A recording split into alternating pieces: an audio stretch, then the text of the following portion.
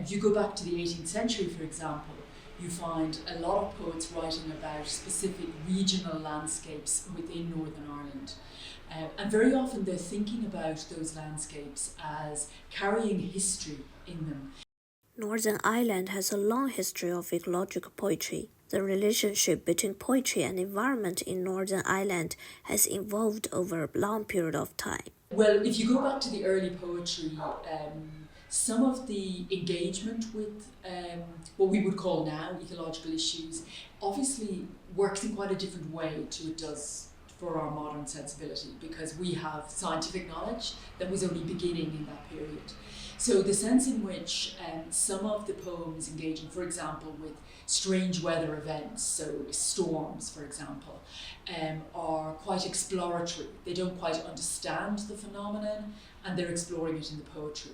Very often they're connecting these extreme events to divine intervention. So the sense in which we can't quite understand what's causing these events, but we think it is to do with a divine being and the divine being's attitude towards us as a human community. But a little bit later on, as some more scientific thinking develops, particularly sort of into the 19th century, we certainly get a more analytical approach to, particularly say to weather events, to storms at sea, for example, which are quite an interesting theme in early poetry as well. Ecological poetry gets a definite shift between the 18th and 19th century, which start to see through environment issues in a modernized and scientific way. The younger generation of poets grapple with the pressing issues of climate change, animal rights, and our responsibility towards the natural world. Poetry emerges as a powerful medium.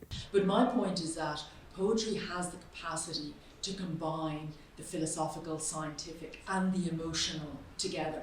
So it has a unique capacity to reach audiences.